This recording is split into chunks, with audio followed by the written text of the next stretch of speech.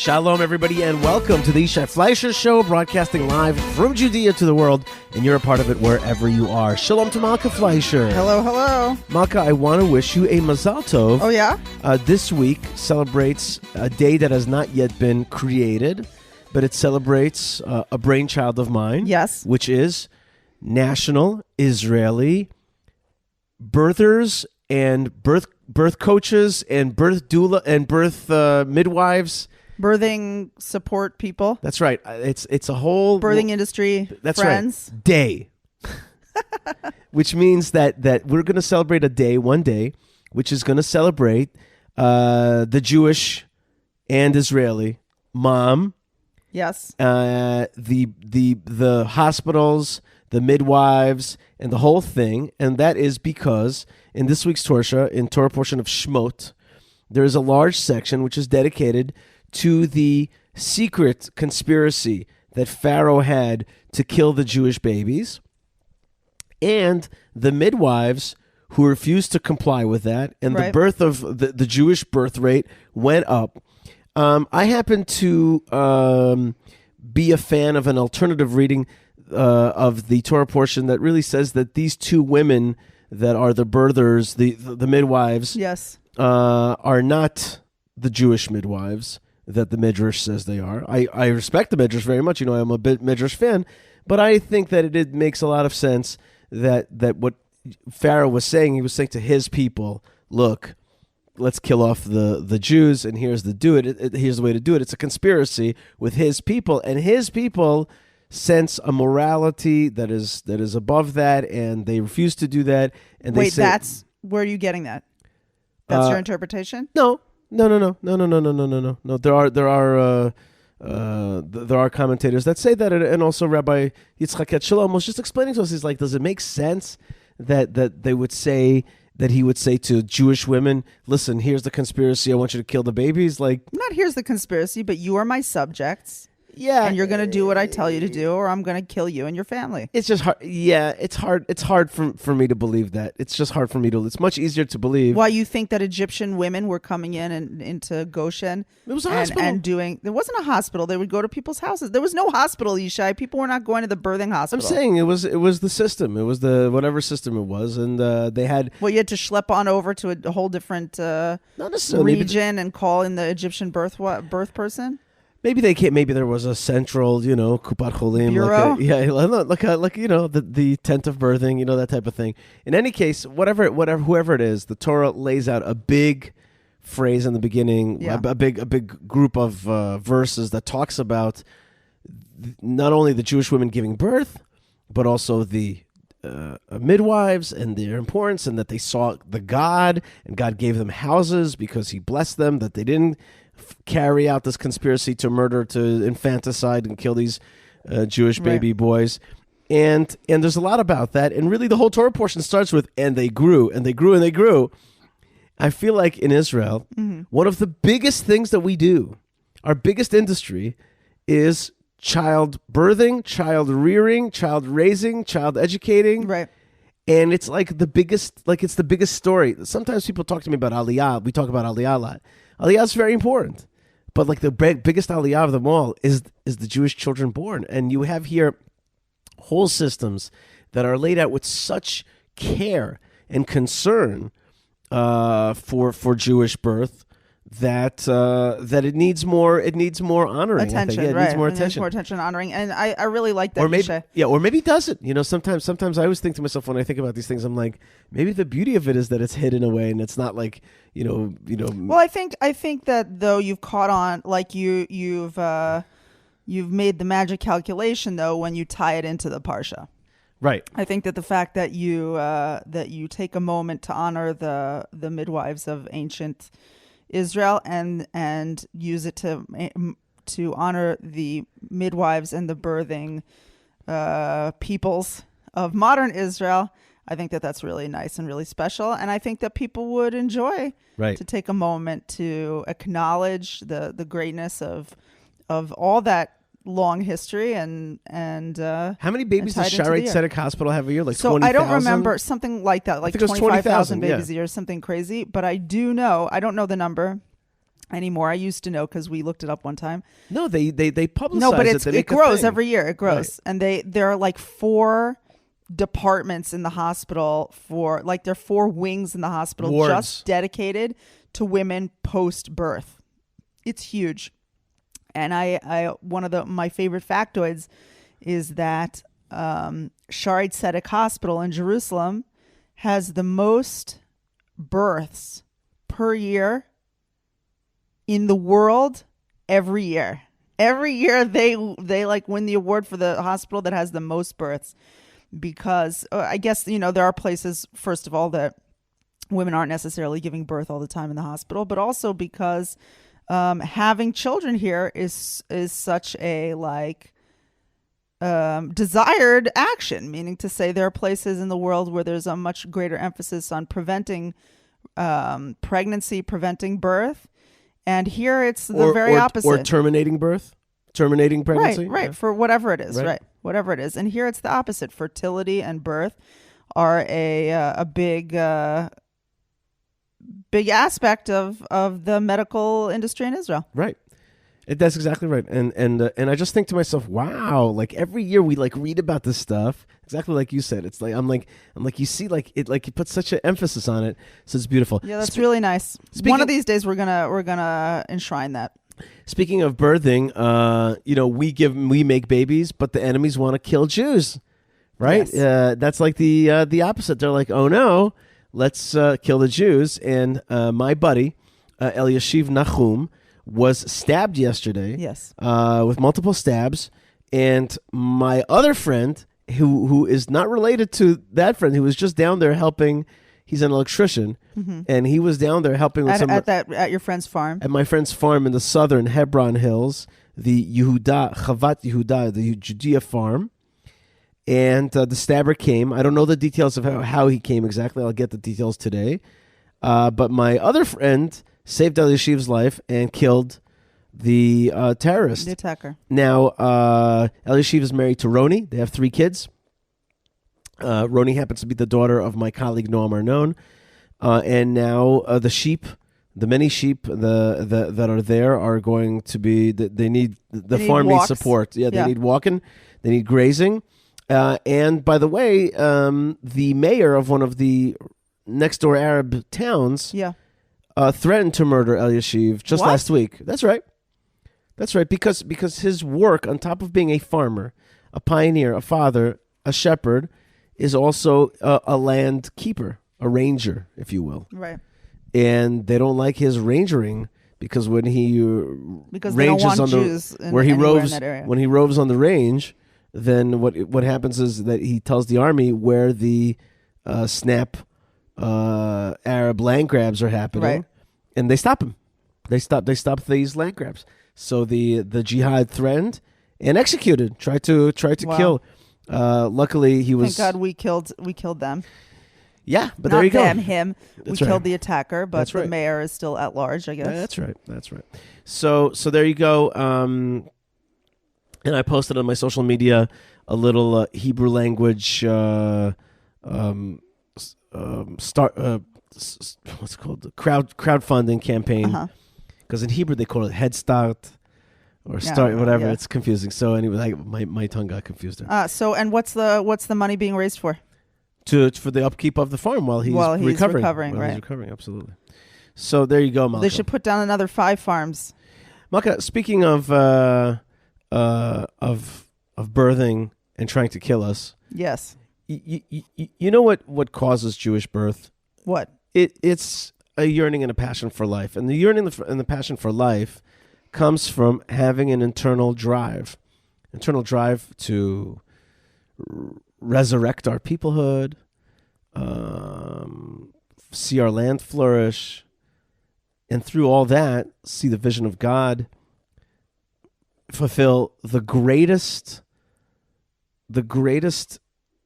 human adventure in the last 2,000 years, which is the rebirth of the Jewish people in the land of Israel. It is a thing of epic proportions. But I was listening to a podcast with this Israeli guy who's kind of famous. His name is Yuval Noah Harari. Yeah, who is he? He's a philosopher and historian and a best-selling author. And this guy is, and he's very famous. He wrote this book called Sapiens, which is the kind of story of human history. And in this podcast that he's talking, which I didn't finish because I had to process, he was just talking about how he doesn't believe in God from a young age, how he doesn't believe the Jewish story, and therefore, and he says this very, by the way, honestly, he says the basis of Israeli nationalism. So he doesn't believe in Jews almost. He doesn't believe in Jews. And he goes, who knows if in 1,000 years there'll be a Jewish people. Right. And I'm like, I thought he was a person who's a historian of Jews. Right. And of peoples. This guy's, by the way, very famous and very smart and very popular. Not that smart, evidently. Well, he's not that. Or too smart for his own good. Right, exactly. And I tell you, Malkah, I was listening to him, and a chill ran down my spine. Why? Because I heard the death rattle of nihilism. What does that mean? I heard the emptiness of meaninglessness. I heard the deep idea of Amalek, which is nihilism. And my buddy Jake sent me a definition of nihilism. Malkah, listen to this. Okay. Nihilism is the belief that all values are baseless and that nothing can be known or communicated. It is often associated with extreme pessimism and a radical skepticism that condemns existence. A true nihilist would believe in nothing, having no loyalties and no purpose other than perhaps the impulse to destroy. Ew. This is from the Encyclopedia of Philosophy, so these guys know what they're talking about.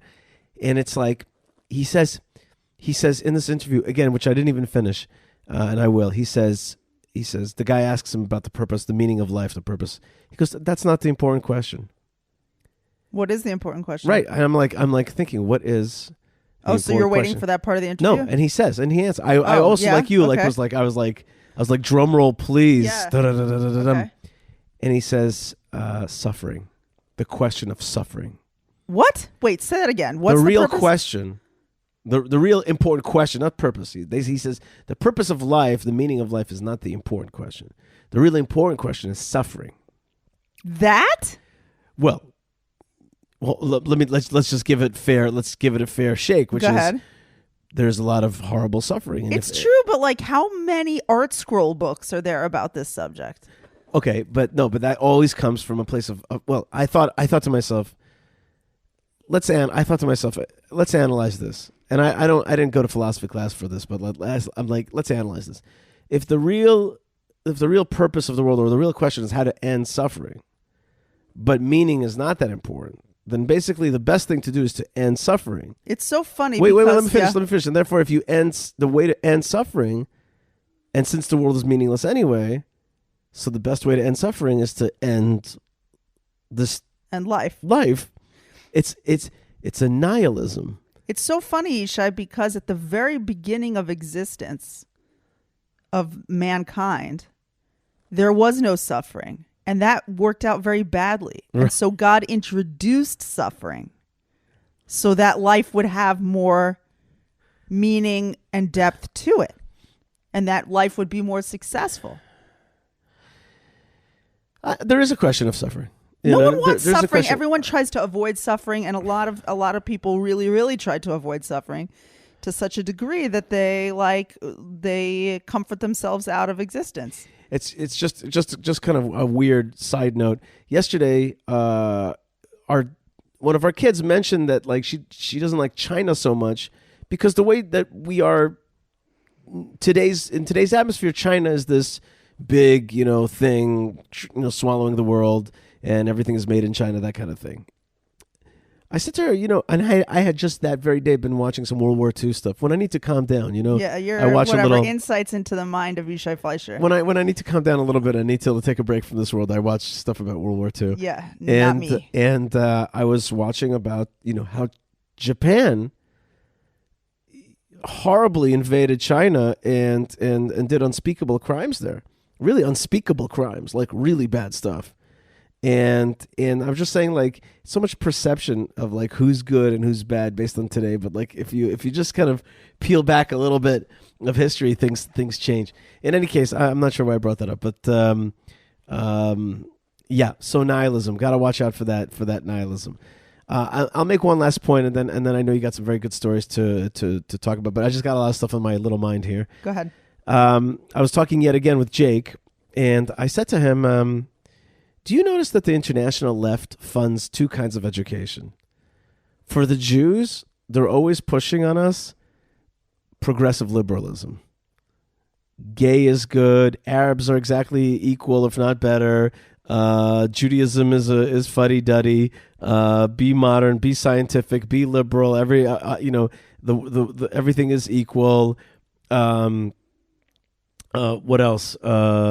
A state of all its peoples. Judea and Samaria is it's anti-democratic to hold on to Judea and Samaria, so therefore it's anti our values because we'll have a apartheid state if we hold on to this land. All this kind of teaching, right? They fund this kind of teaching. But for the Arabs, what do they fund? Through UNRWA and these other things, what do they fund? And through the PA that they fund? What? Jihadist teaching. Right.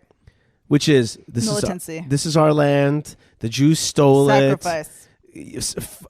Fight and die for your land. Allah is great. Islam is great. The Jews are therefore a Dahimi people, and that's the way it should be, right? And et cetera, right? So the global left teaches Jews to be liberal, progressive, and accepting, and Arabs to be jihadist and not accepting. Imagine if it was the other way, which is the way I would like to see it, which is the other way. Teach the Jews to be like, no, this is our land, and we have our Judaism. We're not trying to destroy anybody else, but this is our land, this is our Judaism, this is our way. And for Arabs to be like, let's accept the Jews as part of the beautiful family of nations, and especially our family around here, and maybe we should modernize and go into the modern world and give women their freedom and give all different parts of our society the right to voice themselves. Like, it should be exactly the opposite of where it's going. So I wonder, like the money that's going from the progressive world towards Israel is there in order to cause conflict and destroy the Jewish people. Right. They definitely foment conflict. They foment conflict. That is for sure. Right. You can argue whether they want to and whether their ideas are good or bad, but they are the things that they teach make it worse and not better. Right. Around here. That's right. And Malkah, indeed, we are fighting for the Jewish state. Am I right? We are in the middle of a battle to get our birth and our way forward without nihilism, but with faith. Tell me about this new government and what it's trying to do. Well, we have a totally different story going down here in this new coalition. They really hit the ground running, and there's so many things going on right now, different fronts that the government is trying to achieve reform. So we're all trying to understand what the big changes are and whether they're good changes or bad changes. I just want to say that one change that I like is on the diplomatic front. Our Foreign Affairs Committee chairman, Yuli Edelstein, who used to be Knesset speaker and is a longtime Likud MK, he met with the U.S. ambassador to Israel, Tom Nides. And some of you may remember that he was pretty critical, for example, of Itamar Ben-Gvir, our Minister of National Security, going up to the Temple Mount, that it threatens the status quo. And as you know, the Biden administration, as all of you know, the Biden administration is very much old school when it comes to treating Israel, not talking to Israel. They want to maintain status quo, that Jordan should stay happy, and they want to keep the Palestinians happy, and they reiterating again that anything that is against the two-state solution is, in their words, unacceptable, as if they have to accept, but that is unacceptable to them that we would do anything like that. So unacceptable. Right. Okay. So our Foreign Affairs Committee chair, Yuli Edelstein, sat down with Tom Nides on some other topics, including Iran, including Judea and Samaria, these keywords that America and Israel constantly are hitting with each other. And Yuli Edelstein very openly told Nides that we intend to continue building in Judea and Samaria, which I personally thought was excellent. I was very, very happy with that. First of all, I just believe in I know that diplomacy is like a whole art, and there's like all kinds of, thinking behind how you present ideas in a public forum, global forum, etc. But I like a little honesty. I like that. Just say. I think just say what you think and do what you think, and everything can be courteous and nice and everything with rights and all this. But just say what it is that you intend to do and go ahead and do it. Don't be sneaky. Don't be tricky. Well, yesterday also I saw that Prime Minister Netanyahu, who P.S. was looking good. Yeah. Looking trim. God bless that guy. Looking good. His face was good. The makeup artist did a great job. He loves being Prime Minister of the State of Israel. He's so happy. He's feeling really good. He's like, I heard him walking down the hallway in the cassette. He's like, I'm the Prime Minister. I'm the Prime Minister. He was skipping. No, you can tell by the way I move. I'm the Prime Minister. I'm Prime Minister. No time to talk. That's right. By the way, he's a master on Instagram. Is he? Instagram, he loves crazy. Social media. So we had you guys. I feel bad for anyone who was never part of Israeli political advertising and never got to see Netanyahu political ads. They're the best. You gotta see this Instagram video. He basically, you just see him coming out of like a fast car and like all the security all around him, and then he just goes into this like chopper. He like shake hands with the pilot, and the pilot's got his face covered, and he's like, and the rotators are rotating and stuff like that. The rotors are rotating, and he just walks into the chopper, and that's the whole video. But you're like, dang, you the man! Like it's like that. It's just like there's these secret security guards are standing there, and there's this like whatever car like pulls up, and then you just see him come out, and you see the chopper rotors going, and he just kind of walks up, shakes the hand of the pilot, goes in, and he writes authoritative. It's just doesn't look like he's confused in the room that he's standing in. Not only that, it also looks like Israel. It looks Israel's boss. Oh, nice. That's what it looks like. It looks like Israel is a boss country, and it's just like nice. I liked it. Listen, he's got the social media thing going on. He just does it right, in my opinion. Anyway, right. So I'm liking I saw him this yesterday. I saw him yesterday with Bezalel Smotrich, Minister of the Treasury. Mm-hmm. Or Treasury Minister, and they were talking about specific reforms to cut down on costs in Israel, slow down inflation, and slow down the price hikes. Do you know of any of them? There was a freeze in the electric, a freeze on the rise of electric prices. Because they just raised electricity prices by 20%. Right, a freeze on the Arnona, and I think a drop by some 20-30%. So all kinds of efforts to like reduce cost now. Right, that would be great. I was looking at real estate. Just like in a Torah newsletter. So in that Torah newsletter, they also have like on the sides and the margins, they have sometimes real estate. So I was just looking at some of the prices, just seeing what things are. It's unrecognizable. The price of housing is so high, and now the price of electricity went up, the price of gas went up, Arnona went up, which is property tax. Yeah, property tax. That's right. And people are really feeling the crunch. Right. That's good. I'm very glad. I wish that they would drop our value-added tax, which is called VAT, right? Which is also very high. It's at 17%. I wish that they would drop that. That's right, and the gas tax as well. The gas tax, very, very high taxes. Very high tax, which is across the board, and basically the people of less economic stature suffer more with that gas tax because it doesn't change for them. They pay the same amount. It's a lot of money. Right. It's really a lot of money.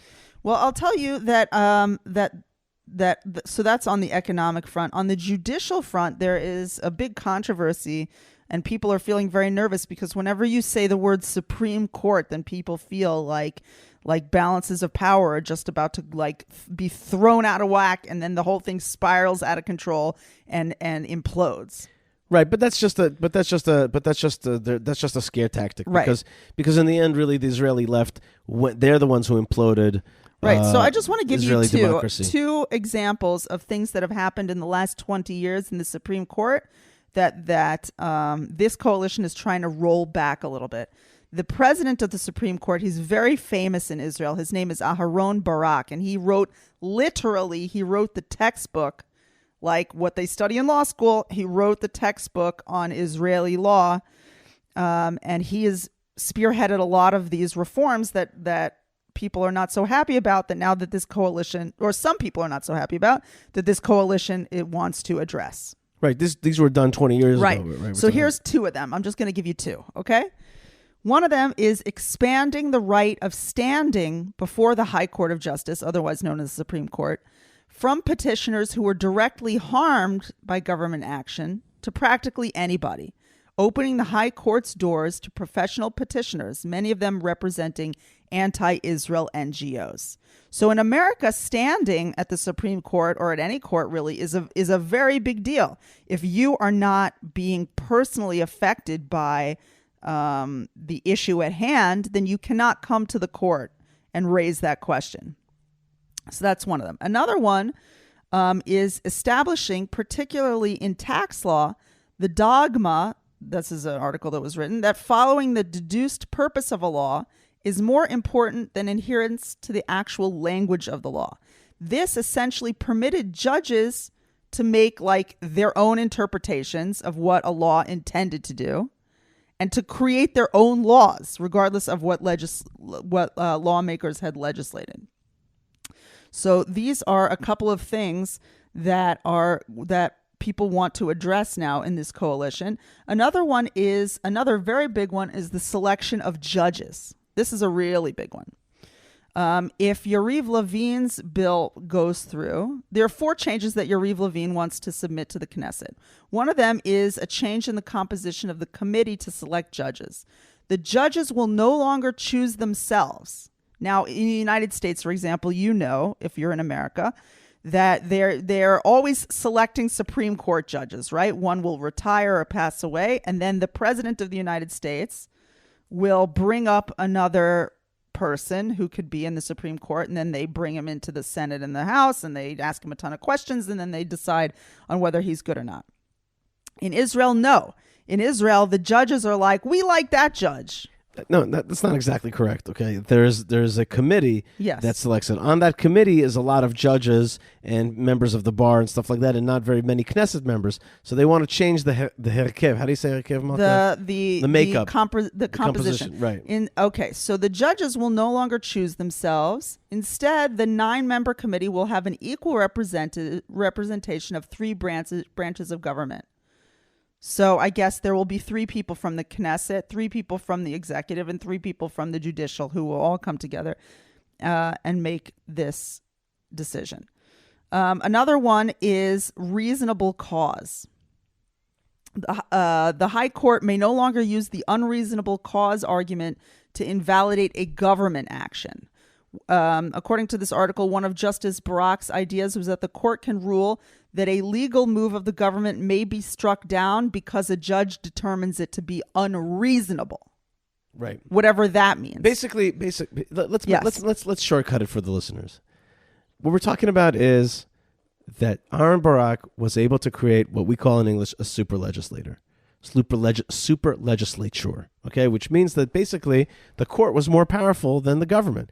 Now there's reforms being introduced in order to weaken the court, right? Cause the Knesset to have abilities if the majority of the Knesset, i.e. the majority of the nation, wishes it to be so, to bring things that in their minds that are in the court's minds is unreasonable, but in the people's minds is reasonable, to overturn that from the Knesset. So meaning to say the Knesset could overturn an overturning of a law by the Supreme Court, and the judges have to be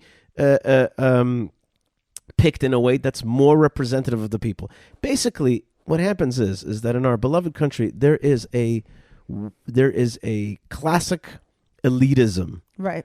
And that classic elitism, we're trying to break down. This happens in other places too. It's not, but it certainly happens amongst the Jews. And so, no, I'm saying not just in the Supreme Court. There are other examples in which once it's like you and your buddies control a certain thing. That's right. And so we're trying to break a monopoly. Right.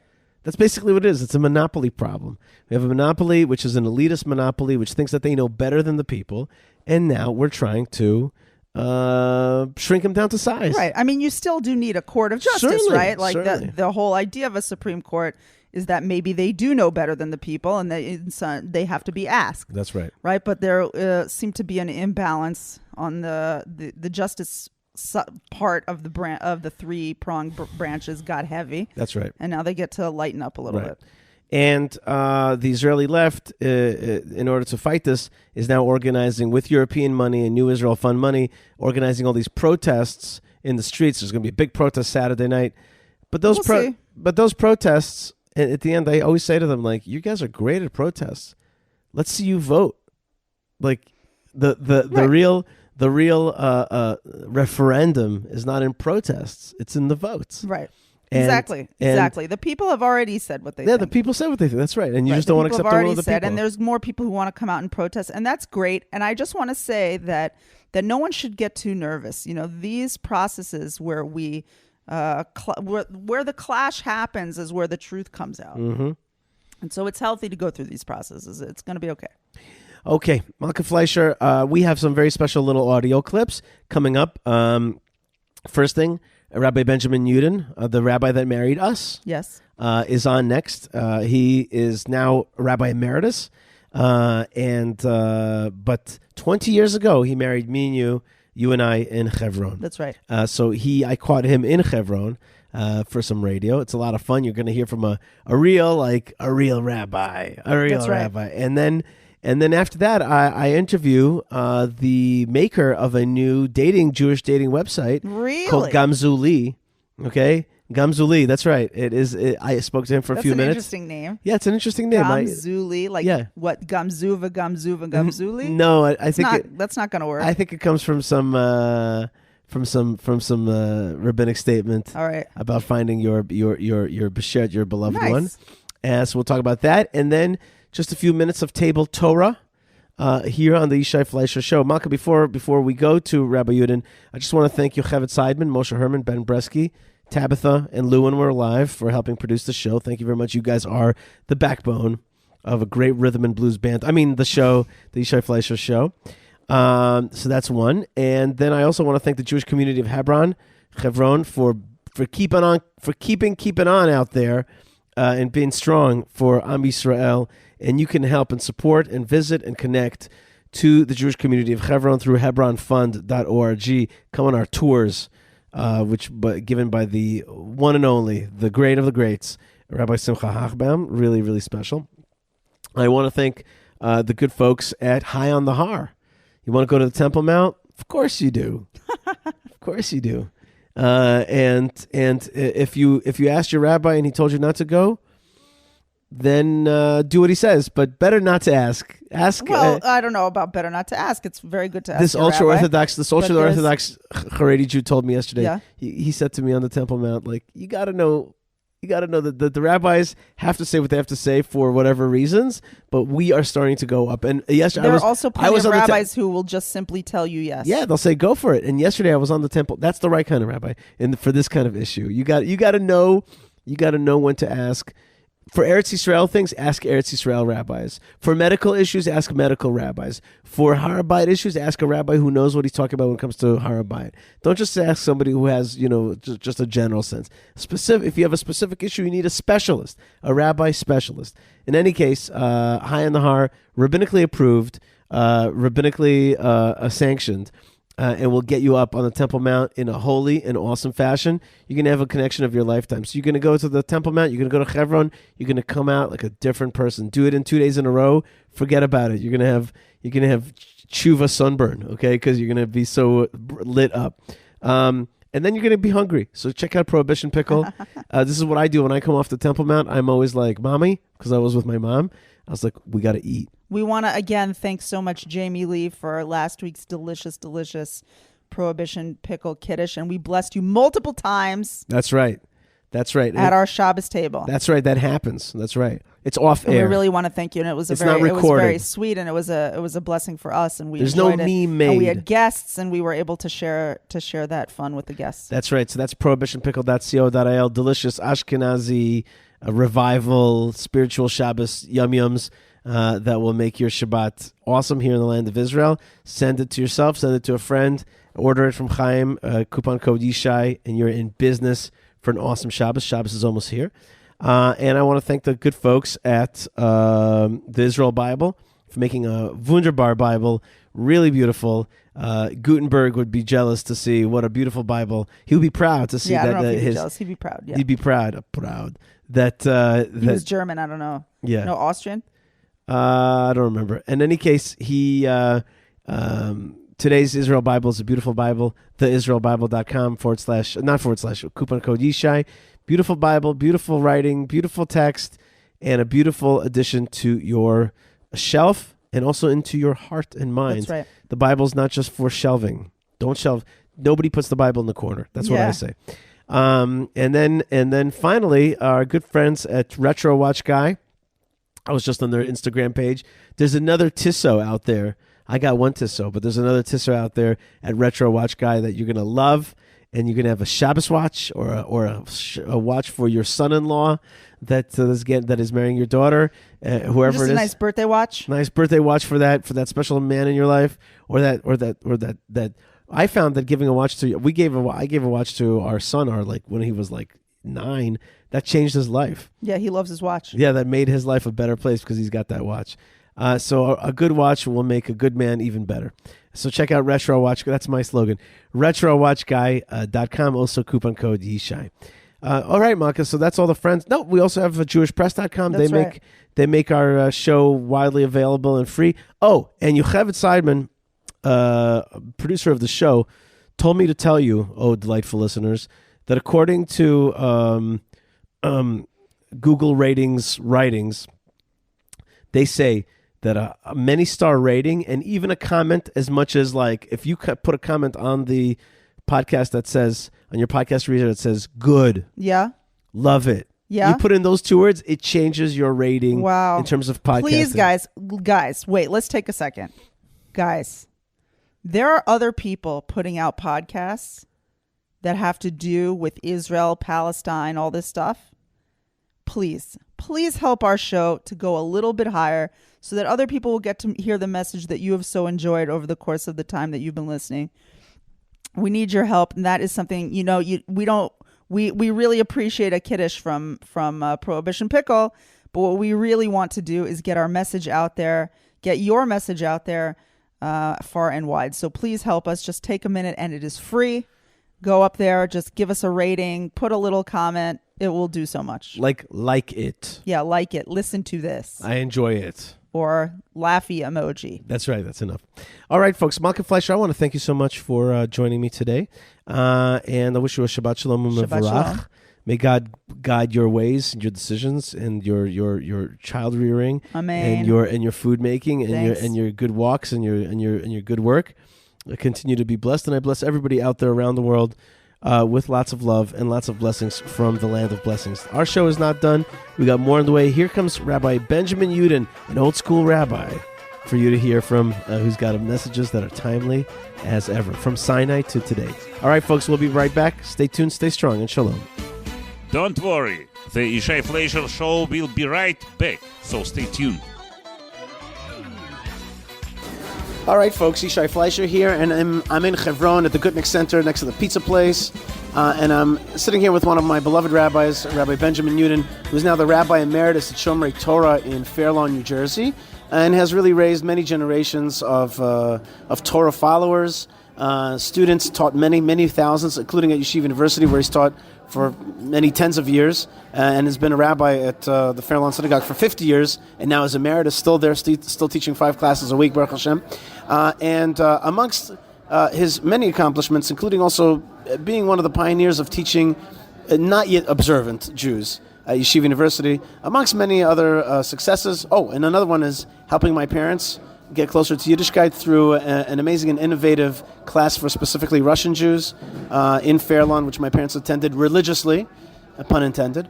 And amongst those things, he also has the distinguished honor of being the Mesader Kiddushin for our wedding 20 years ago here at this very place, which was a very special event, 3 or 4 buses of guests, and at the time where people were not getting married in Hebron.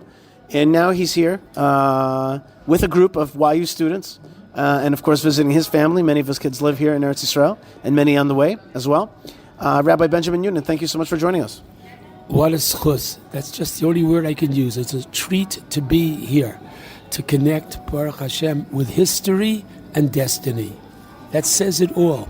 To be in Eretz Yisrael, to realize that HaKadosh Baruch Hu babysat the land for us. What does that mean? If you want to know, how do I know that the Torah is real? How do I know? I'll tell you exactly how. Go to the end of the book of Vayikra. And there, at the end of the book of Vayikra, you have a Tochacha. Not the most exciting part of the Torah, but it's real. And the Torah says, if unfortunately we should deviate from the ideal ways of Torah, we're going to be scattered throughout the world. Ouch. Now what? What do you mean now what? You lose your land, other people will come to the land, and they're going to settle it, and goodbye. No. The Torah promises, V'hashimosi ani es ha'aretz. God said, I will keep the land desolate, and the land will be desolate for your enemies. What does that mean? It means it won't produce. They will try to plant oranges and grapefruits and any and everything else that you have growing in Eretz Yisrael, and it's not going to happen. If it's not going to happen, they can't settle the land. Fast forward to 1948. There was a soft spot that obviously, lo aleinu, after the Shoah, the world said, okay, maybe let's give the Jews a little bit of a break. Had the land of Israel been built up at that time with communities and schools and everything else, supermarkets and everything, they couldn't blow a whistle and say, everybody out. It was desolate. How could that be? Take a look at what New York City was like in 1948. You had apartment houses. You had a complete amazing, developed communities. How do you explain the difference? And the answer is one word, Torah. God promised. And guess what? Take a look what's going on in this land today. I'll ask everybody, what is the national bird of Israel? So you're going to say, I don't even know the national bird of America, but I know the national bird of Israel. It's the crane. What does that mean? Wherever you go, you see building. When I grew up, the term 6 million, lo aleinu, only meant one thing, that there was 6 million Kedoshim in the Shoah. And now, who could have imagined that there's more than 6 million Jews, Kain Yirbu, living in Eretz Yisrael? So, once again, this is the land of history. We connect with Baruch Hashem, where I'm sitting now in Hebron, near, and I hope to visit and daven mincha today at Morat HaMachpelah. But it's the land of destiny. Namely, HaKadosh Baruch Hu promises that this land is going to be settled, and there's going to be, as the Navi said, there's going to be Zakanim and elderly people and Noarim and young children playing. You see it in front of your eyes. There's nothing less than a terrific aschalta de geula, and it's up to all of us to continue to perpetuate this beautiful land of ours, people of ours. Just so proud to be here. Thank you so much, Yishai. Rabbi, let me ask you a tricky question a little bit, which is really the question of our time. On the one hand, you were a rabbi for many years and continue to be a rabbi at a very prominent American Jewish community. That community also sent out a lot of people to immigrate to the land of Israel, and even those who didn't immigrate. Many own apartments here, many send their kids here, and there's no question that, especially from your kind of synagogue, which I have a hard time probably finding an exact name for it, it's a Torah community in the end, has a bridge towards Eretz Yisrael. At the same time, we also see it growing, and you told me that Fairlawn, and I've heard myself, that Fairlawn is growing very much, and in a sense, that's a good thing. There's a good thing that Jewish Torah communities are growing, but we have this tension.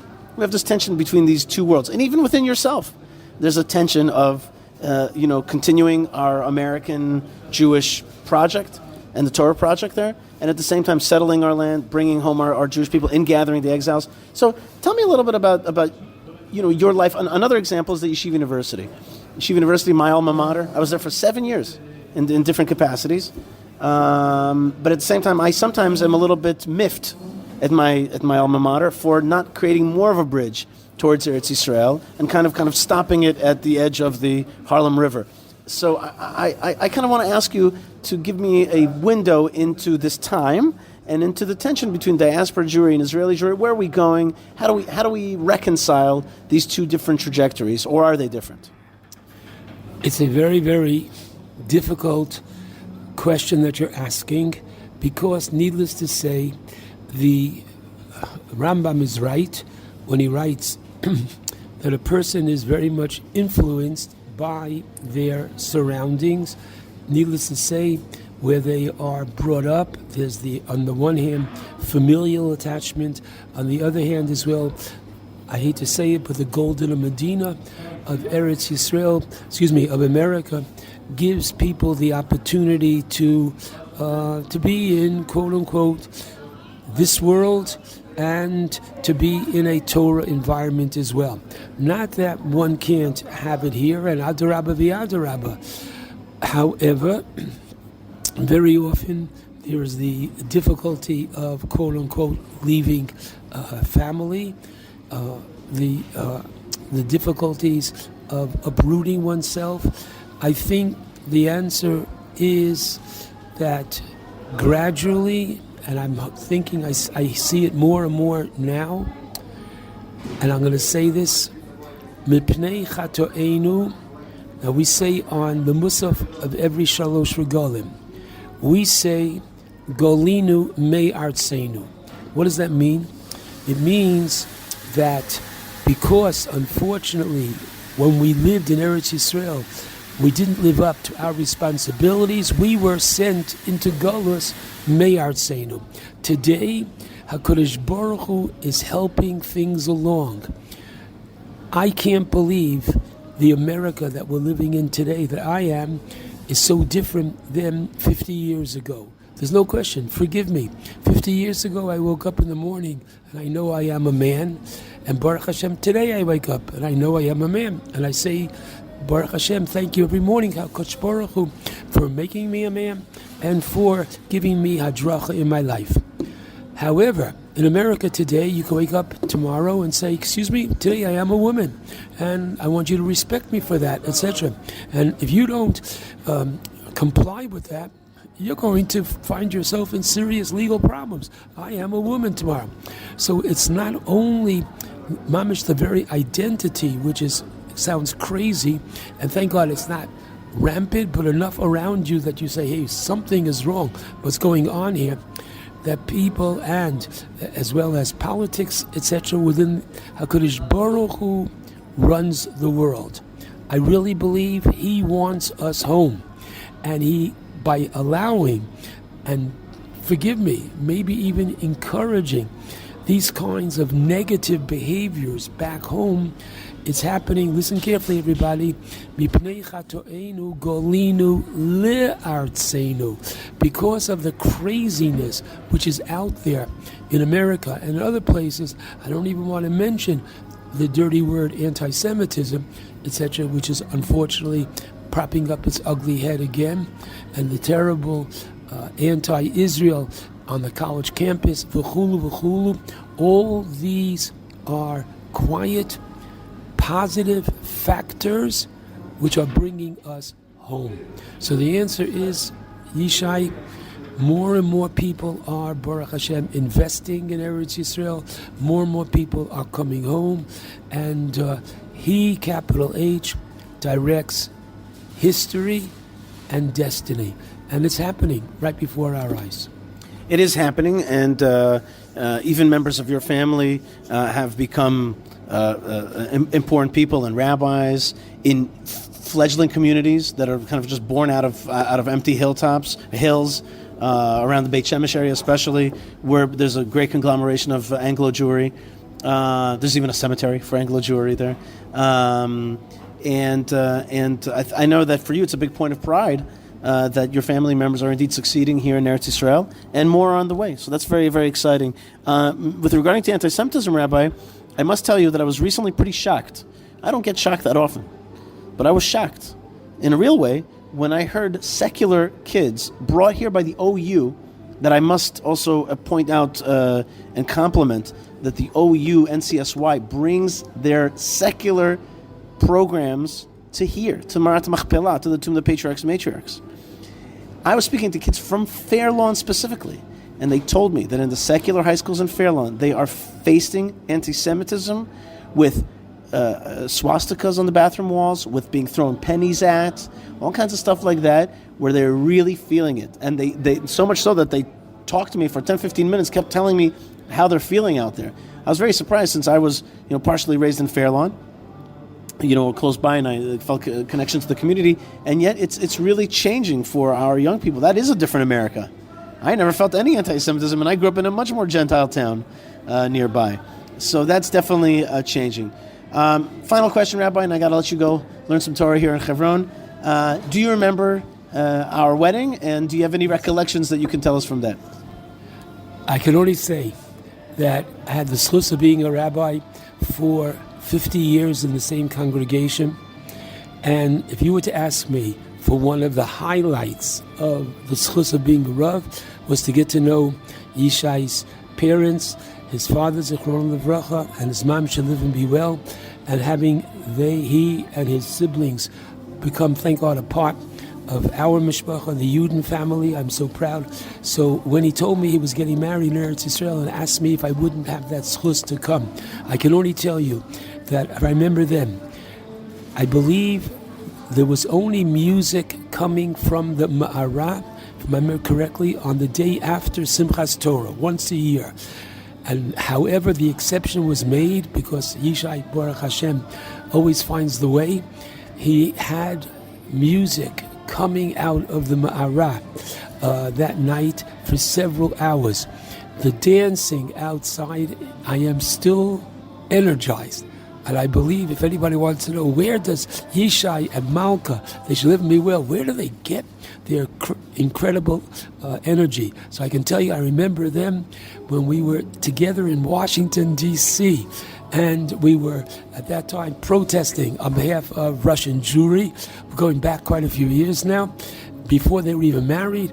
So Baruch Hashem, their wedding was a highlight. As he said, 3-4 buses came to dance with him. And once again, this is the idea that Eretz Yisrael is Lamala min Hateva. You can feel it, that this is literally beyond the natural.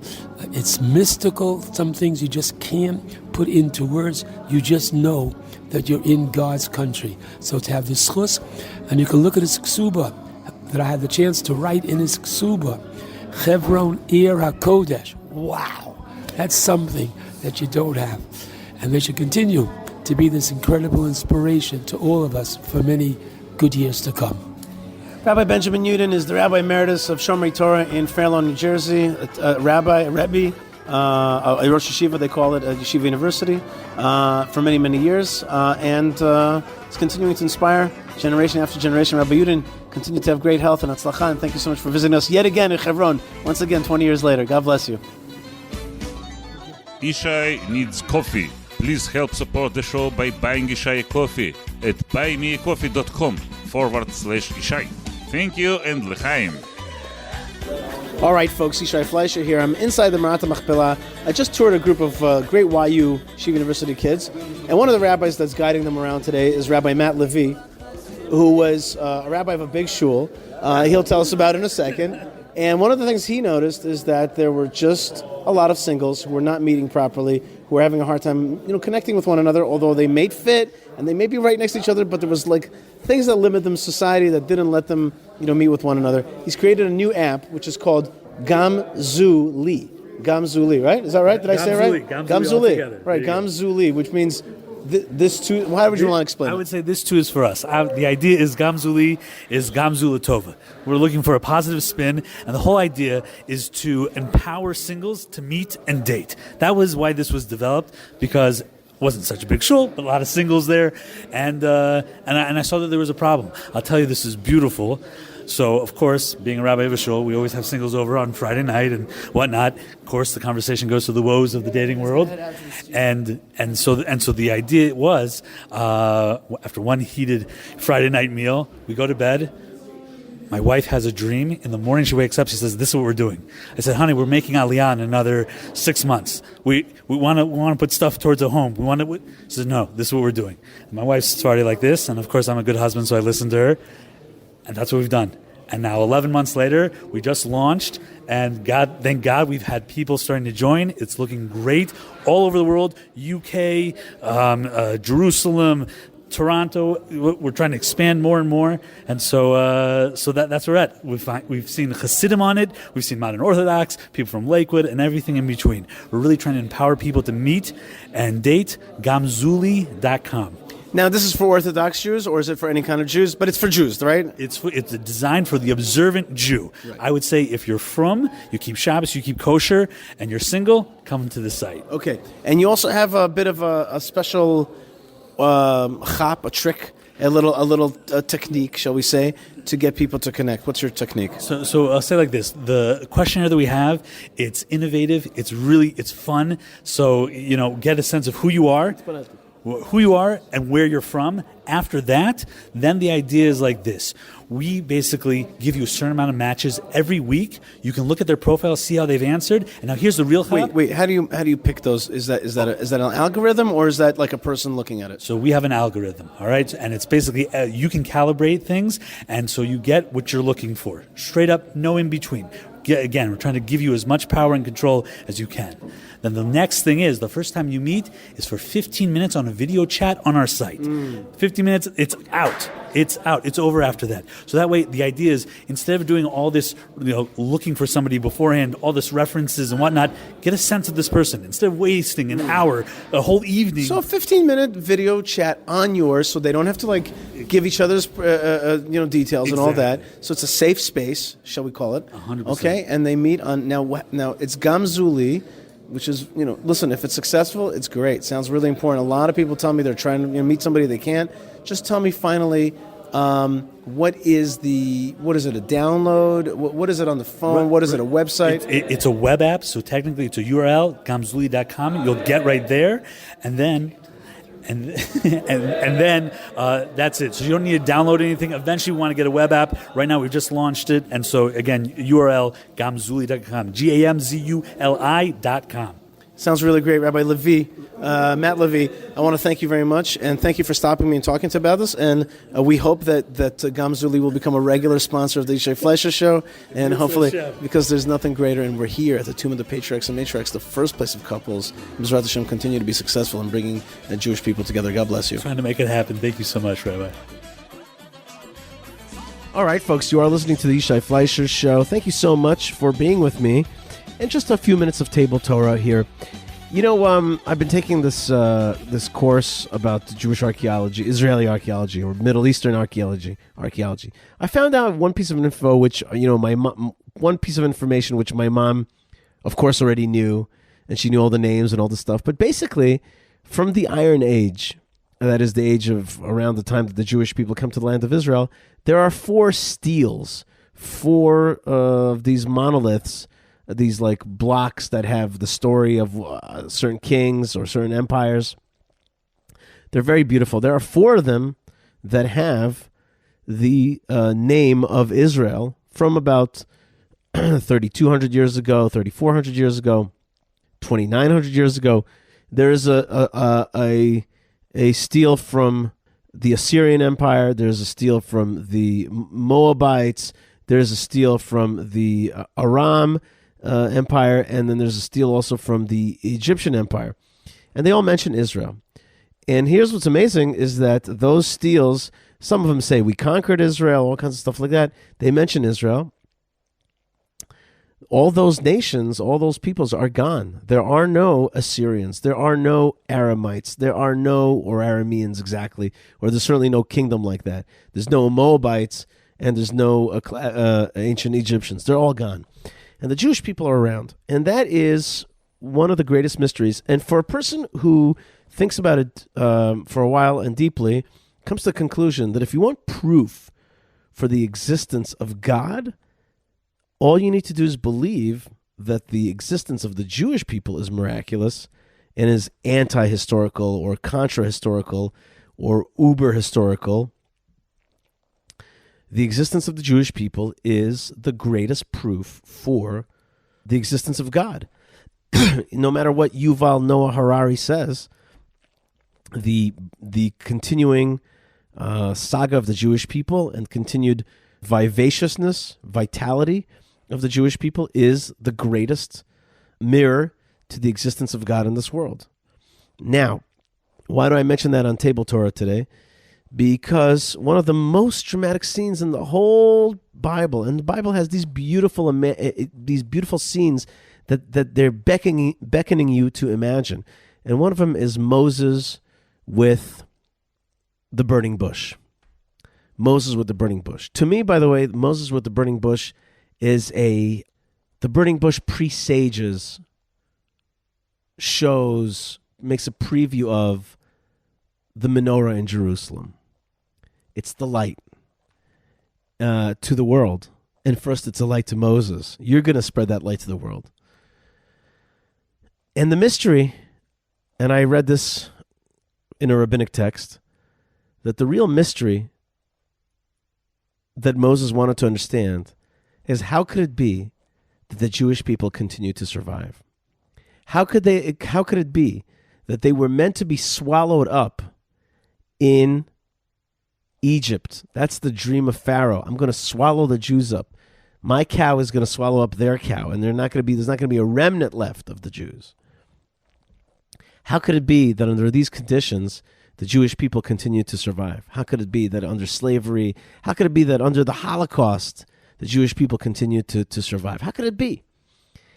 And when God shows up to him in a burning bush, God shows him a bush that's eaten, inflamed, engulfed in flames, but is not destroyed, but is not decomposed. It doesn't burn up. There's a fire on it, and yet it continues to be effervescent and continuously, has what's the word for a machine that doesn't stop? A perpetual motion machine. The Jewish people, what drives them? What's the engine of this perpetuity? How does it work? And that's the mystery. And God tells them basically that I'm behind the mystery, like that the Jewish people are a reflection of me in this world. And therefore they're going to be burnt up, but not going to be eaten. They're not going to be destroyed. They won't be burnt up. There'll be a fire. And instead of a fire that eats, let's turn it into a fire of light, a fire of the menorah in the temple that is supposed to send a light out to the world of God's existence. It's the opposite of nihilism. It's purpose, it's meaning, it's light, it's direction, it's blessing, it's family, it's empowerment, it's achievement, it's service of God, and it's not a self-service. It's a service of the other. It's love of mankind, love of your neighbor, love of your brothers, but at the same time, all in the service of Hashem. And that's the message, which is I'm going to show you a redemption for the Jewish people, but it's a light to the world. I'm going to show you why the Jewish people survive, but it's really in order to reflect me, God says, in this world. And that's what the burning bush is about. I hope indeed that you feel the light of the burning bush, that it heats you up in this cold winter, and that it gives you hope that there's going to be a third temple in Yerushalayim. Ladies and gentlemen, we are living in the time of the greatest revelation possible. And with that is tremendous, tremendous challenges. We have to see that light, help other people see it, and come to consciousness. That's really what the whole revolution that we're living in is, that health is less of an issue and keeping warm is less of an issue. We have houses, we have heaters, we have washing machines. Now it's a time of consciousness. That is what this time is about. We're living in a time where the paramount thing is the consciousness. And we can now, through this technology, use it for a heightened consciousness and not a lowered consciousness. So I do want to bless all of you guys for heightened consciousness. I want to thank you very much for being with me. And I want to ask you to write me an email, Yishai@YishaiFleisher.com. I want to thank Krista for buying me some coffee at buymeacoffee.com. And also Brent for buying me a coffee. He brought me like 20 coffees. That was really nice of you. And Steve bought me a coffee. And folks, just go to buymeacoffee.com/Yishai. It's a very nice way to show appreciation, and it's just sweet. So thank you very much. Please also take the time to rate the podcast highly. Just write a word like love it or whatever it is, and that makes a big difference in other people being able to find it and growing our international Torah community, blessed here from the land of Israel. So I want to thank all of you out there. I want to thank all of our sponsors and all the folks that make the show happen. And I want to thank Hashem, God Almighty, for directing us and giving us opportunities to serve Him and honor Him and give His name the recognition that it deserves, because He is the creator of heaven and earth and the guider of us, to honor His name and to bear witness to His revelation in this great time. God bless you, folks. More great stuff is on the way. Lots of love and lots of blessings from the land of blessings. And shalom.